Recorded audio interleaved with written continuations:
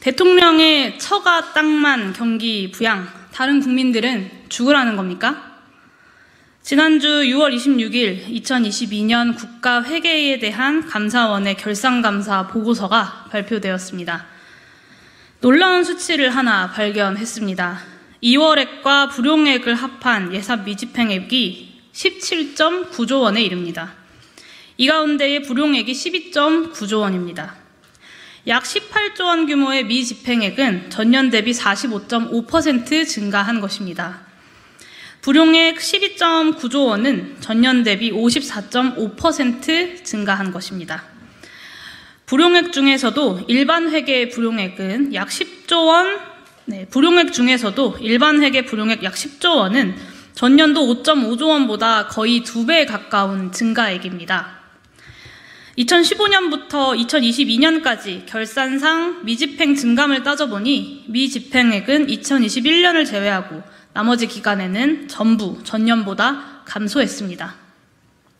미집행액 증가율에서도 2022년은 역대급입니다. 서두에 다소 이런 긴 이야기를 한 것은 이 정부의 재정 운용이 과연 나라 살림을 맡길 만한 수준인지를 따져보기 위해서입니다.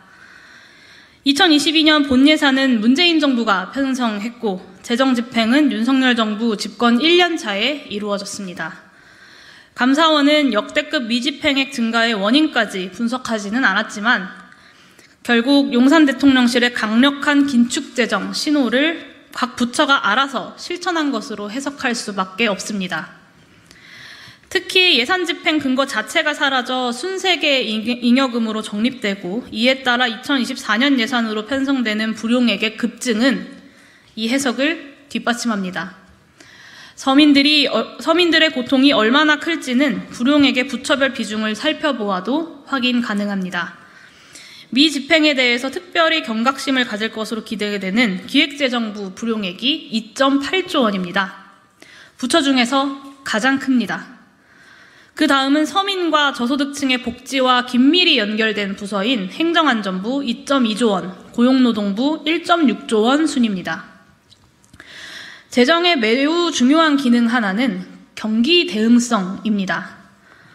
한국은행은 최근 올해 경제성장률을 1.4%까지 낮췄고 국제기구들도 한국의 성장률 전망치를 유독 크게 낮춰잡고 있습니다.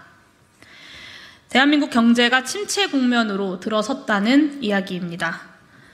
정부는 시장이 침체기로 접어들 때 재정 지출액을 늘려 침체 요인들을 상쇄해서 경기를 진작시키는 역할을 해야 합니다. 그런데 지금 윤석열 정부는 묻지마 긴축 재정 운용으로 재정의 경기 대응 기능을 완전히 망가뜨리고 있습니다.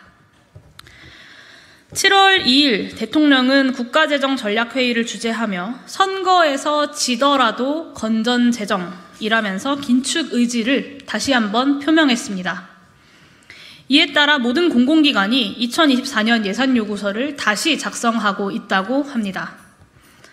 즉 역대급 부자 감세와 짝을 이룬 균형 예산 편성으로 2024년 재정 축소가 이루어질 예정이라는 말입니다.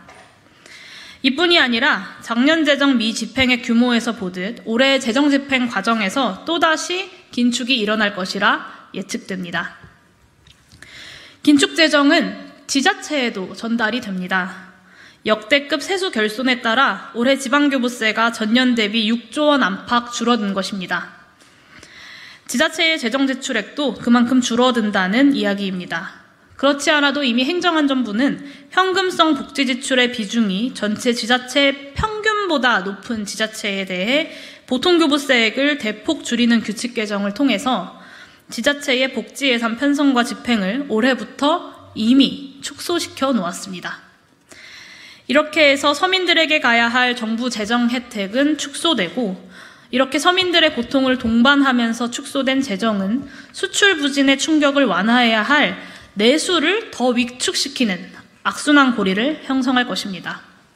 다시 한번 말하지만 윤석열 정부의 긴축 집착은 이미 재정의 경기 대응 기능을 망가뜨리고 있으며 앞으로 더욱더 심각해질 것입니다.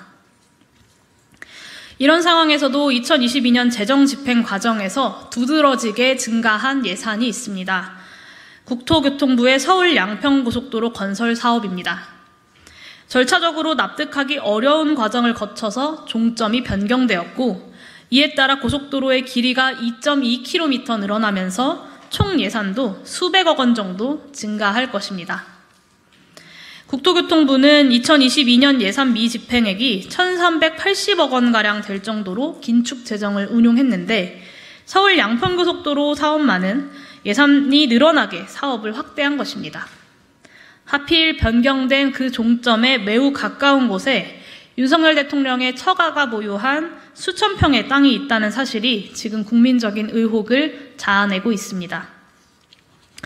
특혜나 비리가 있다면 철저하게 밝혀져야 할 것입니다. 하지만 오늘 서울 양평 고속도로 사업을 화두로 제가 국민들께 간곡하게 전하고 싶은 말씀은, 서민들 그리고 노동자들 살림은 내팽개치면서 대기업과 부자 감세는 살뜰하게 챙기는, 또한 재정의 경기 대응 기능을 완전히 망가뜨리면서도 대통령의 사적 이해관계가 있는 곳은 예비타당성 평가와 확정된 사업을 변경해 가면서까지 재정을 늘리는 이 윤석열 정부의 내로남불 긴축 재정 논리를 절대로 신뢰해서는 안 된다는 것입니다. 지금 윤석열 정부의 긴축 재정은 망국적입니다. 윤석열 대통령에게 다시 한번 권합니다. 국가재정전략회의에서 언급하신 것처럼 건전재정에 집착하시면 다가오는 선거에서 당연히 질 것입니다. 물론 그것은 단 하나도 안타깝지 않지만, 지금은 윤석열 정부가 선거에서 이기고 지는 것보다 국민 경제의 선순환을 회복하는 것이 더 갈급한 상황이지 않겠습니까? 그러니 이제는 전 세계 선진국 누구도 더 이상 교리로 승항하지 않는 건전재정 신화에서 부디 벗어나셔서 경기 침체에 대응하는 추가 경정 예산 편성을 서두르십시오. 그렇지 않으면 민생 경제는 내팽개치고 처가 땅 경기 활성화에만 전념하는 정부라는 국민들의 비난을 피할 수 없을 것입니다. 이상으로 기자회견 마치도록 하겠습니다.